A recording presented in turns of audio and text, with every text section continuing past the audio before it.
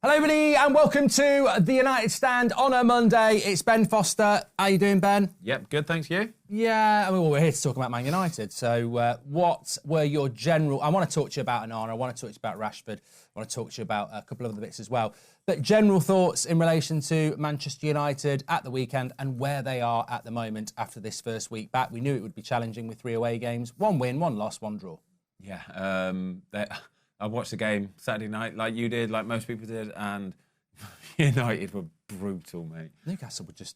I've said this to the audience, I actually weirdly liked watching Newcastle. Yeah, lovely, because they were so good. I know, but not only were they so good, they work so hard, and they're all on the same page, and they are pass and move. They're a proper team, and they've got individual players who are willing to not only work really hard for the team, they get stuck in, they slide tackles, they're smashing, they're working back, they're getting the fans going. Basically, the embodiment of an actual team. And to contrast that to Manchester United, Man United are so far off that.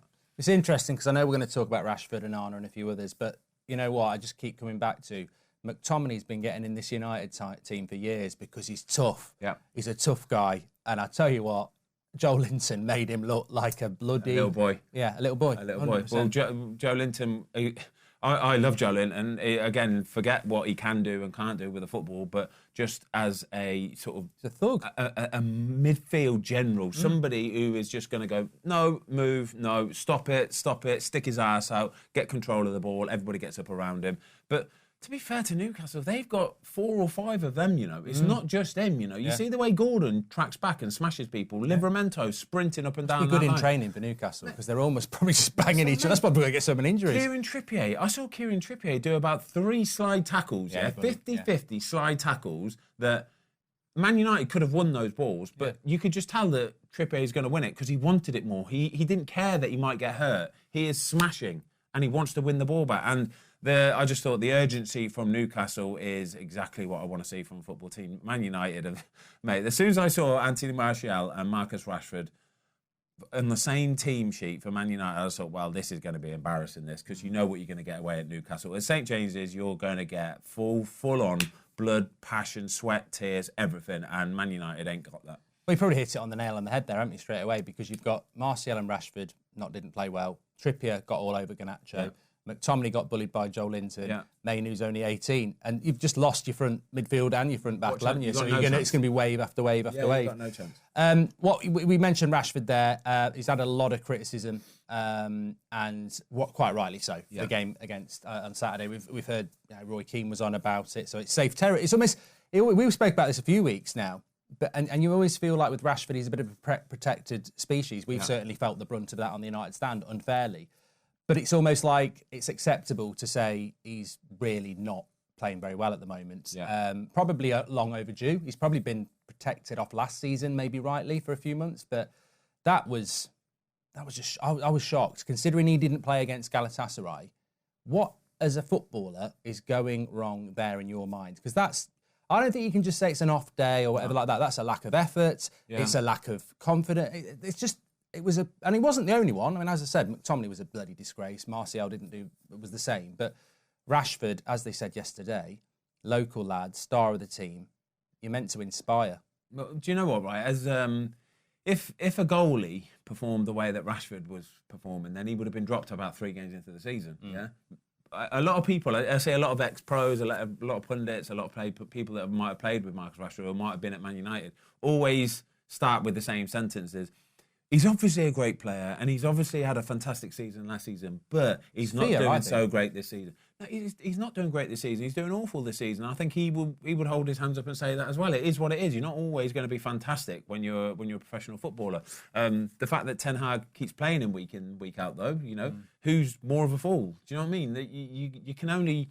You surely pick players based on form. You have to base them on form. And Ten Hag gets to see behind the scenes. He gets to see what's going on in his personal life. He gets to see where his head's at every single day. He gets to see his performances on the pitch on a Saturday afternoon. So he has to make a balanced view and a balanced decision on whether he starts on a Saturday afternoon. And I think we can all see it from the performance side that he's not performing. No. So I don't know why he keeps playing week in, week out, really. But I didn't like it on Saturday night, to be fair. But, you saw when he get brought off, you saw Martial waving his arms around and stuff. You see when Rashford's sitting on the bench, do you see how cold that bench looked? And I don't just mean the weather. Did you see how... there's nothing... Did you see how... it just looked like everybody is on eggshells around each other. It looked horrible. Well, probably in your day, and certainly when I grew up watching United, I tell you what, the way Rashford came off and he sat there moaning, I just know there would have been somebody on the bench, maybe coming back from an injury, maybe a bit older now, whether it's a Giggs, a Neville or a Scholes, they'd have been grabbing hold of him and sort of like,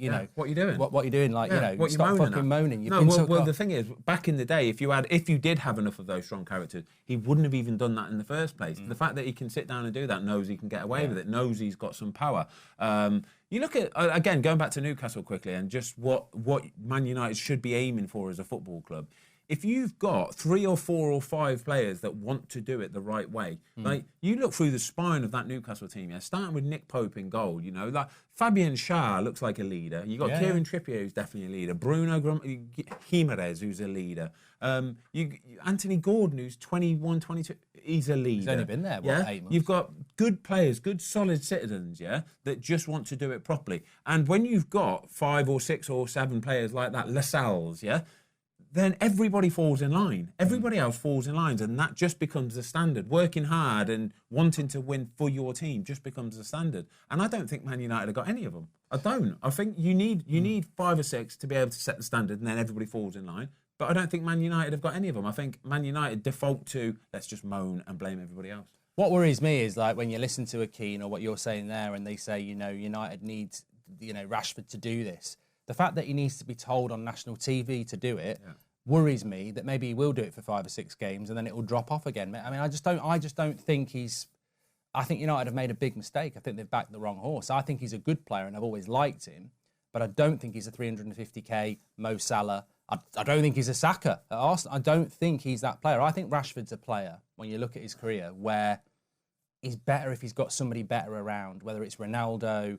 He to be the star of that team, to me, looks way too big boots to fill, and he doesn't seem to. I mean, he's lost his place on the left to Garnacho. He's playing on the right for a start. Look at the big boys in the Premier League. Would he get into any of the big boys? Would he get into Newcastle? Would he start for Newcastle? Would he start for Arsenal, Liverpool, Man City? I think he'd come in with the intention of the manager would probably think they're going to start them, but after a couple of months training with him, I think they'd go, I'm better off not doing this. Keeping it as it is and having play. I think somebody will always try to, with Rashford, to go like PSG did.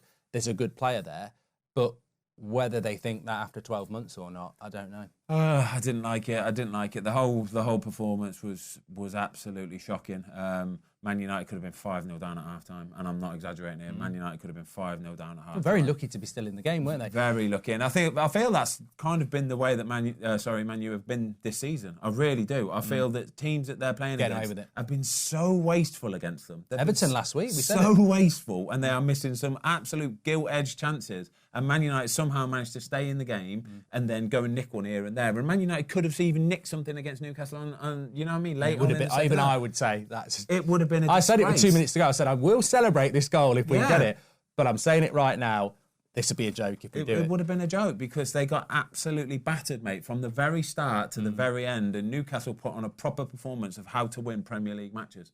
It's worrying. I did want to bring up Onana, mainly because, obviously, you're an ex-goalkeeper at Manchester United, and mainly because of his performance against Galatasaray. Yeah. Obviously, it wasn't terrible against Newcastle, although I think there was a hidden bad performance. Yeah. I wasn't impressed with his kicking, which I thought was dreadful, considering he's a goalkeeper that's meant to be able to distribute. Yeah. The amount of times he just booted it out, I found that baffling, considering even what he did in the Champions League final.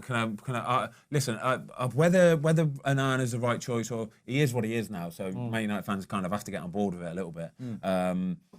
But when they play the ball back to him, mate, honestly, they are giving him some of the biggest stitch balls I've ever seen in my life. They are absolutely stitching the life out of him because they give him the ball back and run away. Everybody knows that they're going to press him now. So Newcastle players are pressing them like crazy anyway. That's what Newcastle will do. Don't care what goalie you are. They're going to press you, right? But not only do they play him the ball, they quite literally, once they've played the ball, turn their back. Oh, yeah. They do not want to know, mate. The reason why Man City can do it so well, other teams can do it so well, is because they've got options. You've got your right back, you've got your left back, you've got midfielders dropping in to get the ball. Everybody wants the ball. None of them Man United players want the ball. And I felt a little bit sorry for him actually on Saturday night because I'm watching it, I'm thinking, so they expect him to pick somebody out, but everybody's hiding behind a black and white Newcastle shirt. Every single Man United player would hide, and nobody wanted the ball. And I'm thinking, you're bang out of order here. You've got no chance. I don't care how good you are with the ball at your feet. You could have been Edison or Alisson, yeah? Still wouldn't have been able to pick players out. He still wouldn't. So I did actually feel a little bit sorry for him, to be fair. This is why I wanted to ask you these things. And then the second thing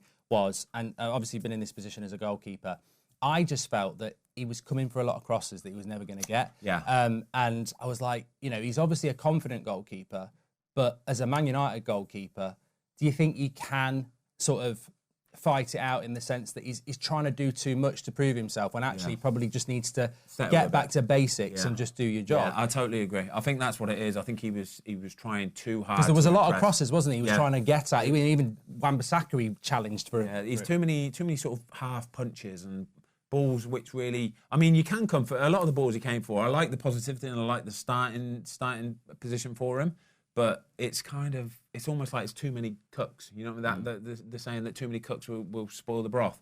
I think he could have happily stayed back there.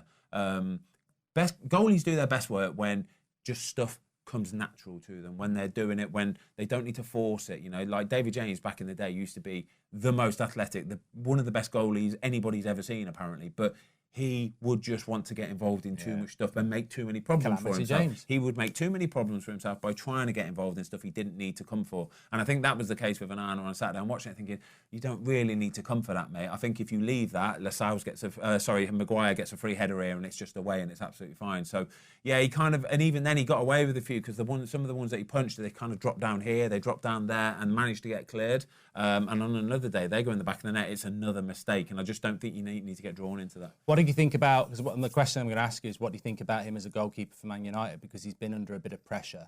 The mistakes, Galatasaray, I mean, two of them free kicks. Yeah. One of them he shouldn't get done on the front post.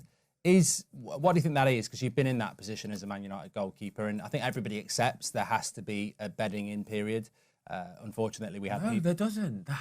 Why should there? Not well, for there was. a goalie. Even with De Gea, there was. No, Schmeichel, there honestly, was. You don't get a bedding. So you don't think this is normal? You think this is a? You do not get a bedding in period as a goalkeeper. Full stop, mate. Absolutely. Well, I'm just labouring under this because I remember it with De Gea and Schmeichel that.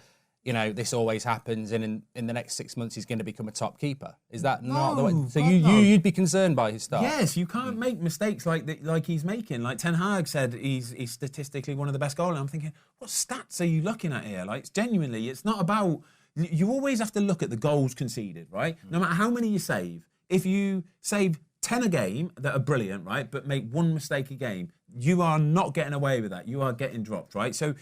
Honestly, right, if Edison makes a mistake... Well, expected goals, for anyone who doesn't know. So Ten Hag says that Onana is second in the league for expected goals, which you're right.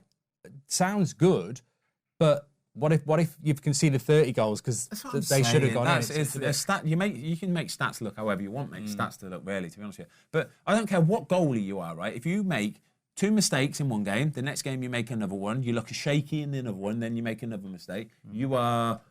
pretty much going to lose your position in the team. I don't care who you are. Do you think he should have lost his place by now? Or do you think the manager's got to stick with that? Because it's such a big statement. They've got to stick with it now. They've got to stick with it now. I agree, I do. I think if they had a top-class number 2, he'd have lost his place by now, if they'd have had a big boy. But they obviously haven't got a big boy. But this is the problem of being a goalkeeper for Man United. This is why De Gea was so good at what he did. He was a 6 or 7 or 8 out of 10 every single week. And there's so much to be said for that.